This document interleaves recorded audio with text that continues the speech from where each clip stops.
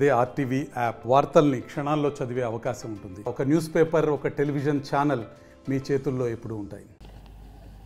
ఒక silent wave Khammam parliament నియోజకవర్గ పరిధిలో మేము నోటీస్ చేసినటువంటి పరిస్థితి. సరే, అనేక మంది రకరకాలుగా ఖమ్మంలో బీజేపీ ఎక్కడుంది, ఇంకేదో ఏదో రకరకాల మాటలకి వారు చెప్పినట్టు తక్కువ మాట్లాడి ఎక్కువ పనిచేసే వ్యక్తిత్వం ఉన్నటువంటి వ్యక్తి వినోదరావు గారు. ఏకలవ్య ఫౌండేషన్ అనుకోండి, వారి సేవా కార్యక్రమాలు అనేక రకాలుగా దేశహితంగా సమాజహితంగా పలు సేవా కార్యక్రమాలు.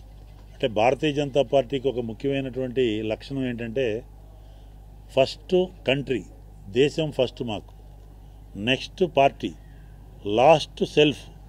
అంటే వ్యక్తి స్వార్థం అంతా కూడా లాస్ట్ ఉంటుంది, ఏదైనా కొద్ది గొప్ప.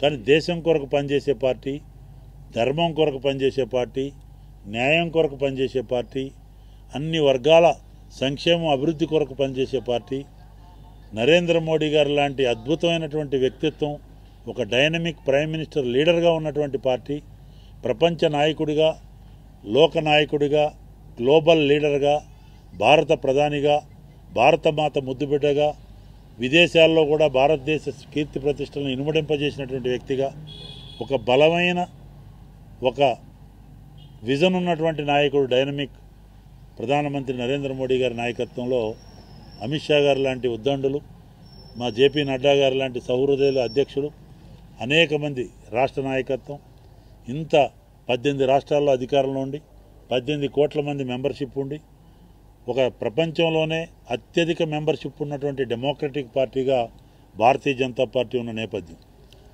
10 సంవత్సరాల పరిపాలనలో ఒక మచ్చలేని పరిపాలన, సుపరిపాలన, న్యాయమైన పరిపాలన, ధర్మబద్ధ పరిపాలన, దేశ రక్షకుడుగా, సంరక్షకుడిగా నరేంద్ర మోడీ గారు పనిచేస్తున్నటువంటి తీరు, కశ్మీర్ నుంచి కన్యాకుమారి వరకు మొత్తం కూడా యావత్ భారతదేశం ఇంటింటికి నరేంద్ర మోడీ గారు చేరిన తీరు, mood of the nation is Modi, Modi is the mood of the nation.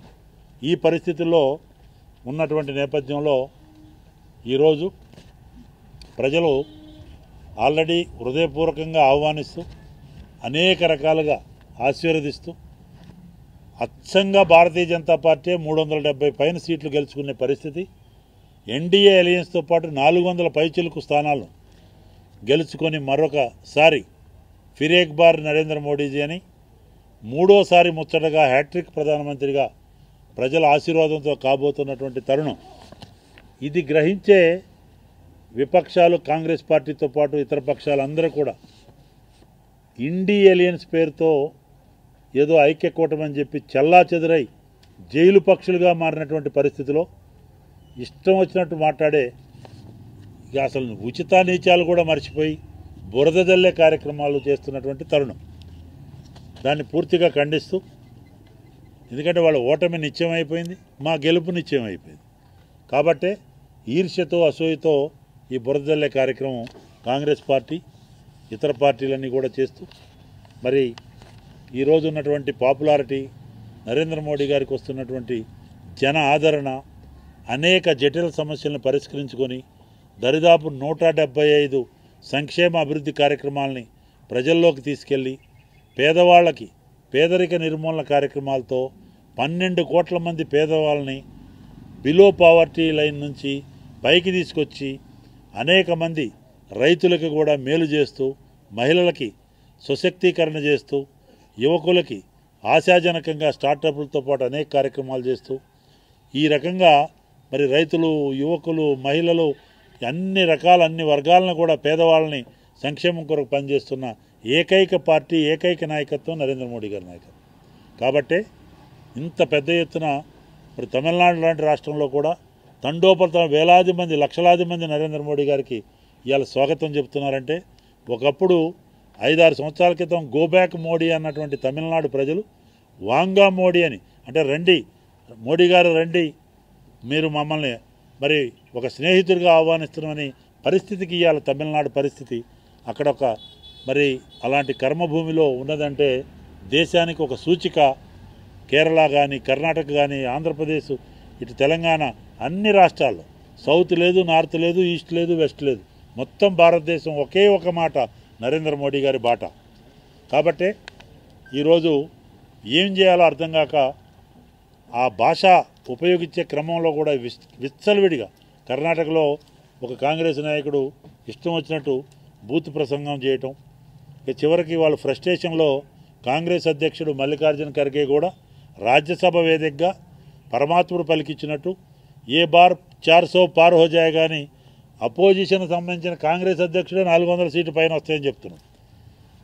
ఈ రాష్ట్ర ముఖ్యమంత్రి రేవంత్ రెడ్డి గారు మాకు బెస్ట్ క్యాంపెయినర్గా తయారైంది. ఆయన గారు ఏమంటాడంటే రాహుల్గా అంటే కాంగ్రెస్ కోటేస్తే కేంద్రంలో అధికారంలోకి వస్తుంది, కేంద్రంలో కాంగ్రెస్ అధికారంలోకి వస్తేనే మేము ఇచ్చినటువంటి ఈ 6 గ్యారంటీలు ఏదైతే అమెరికన్ డైమండ్ గ్యారంటీలు ఉన్నాయో అమలు పరచడానికి సాధ్యపడుద్ది అని చెప్తాడు. అంటే చెప్పకనే చెప్తున్నాడు. రాహుల్ గాంధీ గారు ప్రధానమంత్రి అయ్యేది లేదు, ఆ కాంగ్రెస్ పార్టీ వచ్చేది లేదు, ఇంకొకళ్ళు పొసికేది లేదు. అది చెప్పకనే నరేంద్ర మోడీ గారికి వేస్తేనే ఓటు, తెలంగాణ అప్పుల ఊపి నుంచి బయటపడుద్దని స్టాండింగ్ ముఖ్యమంత్రి, ఇప్పుడు అధికారంలో ఉన్న ముఖ్యమంత్రి గారి మాటే. అది టీఆర్ఎస్ ఘనకార్యమా అప్పుల ఊబిలో, కేసీఆర్ గారి భ్రష్టు పరిపాలన, కాంగ్రెస్ పార్టీ ఆ పరిపాలన చూపిస్తూ అప్పుల ఊబి చూపిస్తూ తప్పించుకునే కార్యక్రమం మొత్తమే దొందే. బీఆర్ఎస్ పెనం మీద ఉంటే పెనం మీద నుంచి పొయ్యిలో పడ్డట్టు కాంగ్రెస్ పార్టీకి పరిస్థితి ఉంది ఈరోజు. దరిదాపు మరి మేనిఫెస్టోలో వాళ్ళు చెప్పినట్టు నేను చెప్పిన అమెరికన్ గ్యారంటీలు విలువ 136,000 కోట్లు అమలు చేయాలంటే మరి బడ్జెట్లో కేటాయించింది 53,000 కోట్లు, ఖర్చు పెట్టింది 2 నుంచి 5%. మరిన్ని వీడియోస్ కోసం ఛానల్ ని సబ్స్క్రైబ్ చేయండి, లేటెస్ట్ అప్డేట్స్ కోసం వాట్సాప్ ఛానల్ ని ఫాలో చేయండి అండ్ లింక్ డిస్క్రిప్షన్ లో ఉంది.